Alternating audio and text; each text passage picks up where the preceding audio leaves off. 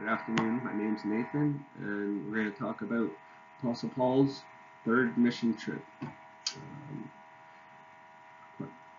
Question was how Apostle Paul strengthened the Christian community on his third mission, and I'm going to talk about some of the key points that he used to help do such that. Some of them that we're going to deep dive into a little more will be these 6. First one is the historical and geographical context of his third journey, along with the strategic focus of key urban area. Along with it is the external ministry and doctrinal formation, leadership development and pastoral oversight. Include will be the sustainable mission and the long-term church growth. And finally, the strengthening of the inner church unity through the Jerusalem collection. First one we're going to touch on will be the historical and geographical context. The mapping of the mission, Paul's third journey. It spanned Asia Minor, Macedonia, Greece, and Judea. He revisited established congregations, followed major Roman roads and trade routes, maximizing travel, efficiency, and influence. Urban centers served as a cultural crossroad where ideas spread rapidly. Finally, the journal reflects Paul's shift from pioneering evangelism to strengthening existing communities.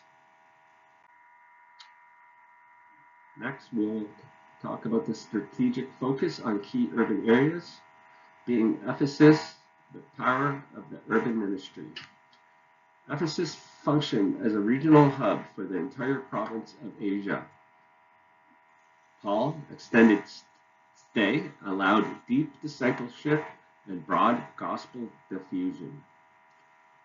Urban centers like Corinth and Thessalonica influenced surrounding rural regions. Finally, the strategic cities enabled Paul to reach diverse populations, merchants, travelers, and local leaders. Next, we'll talk about extended ministry and doctrinal formation, teachings that shape the church. Daily teachings in the Hall of Tyrannus produced widespread doctrinal maturity.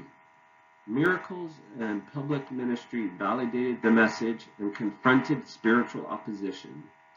Letters such as 1 Corinthians and Romans addressed theological and ethical issues.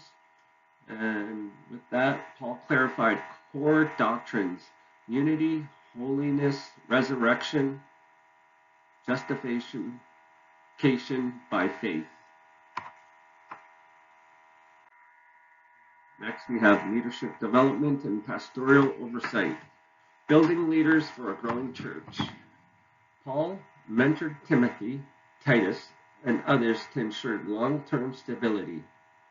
He appointed and strengthened elders in each community to guard sound teaching. Pastoral visits allowed correction of errors and encouragement during persecution.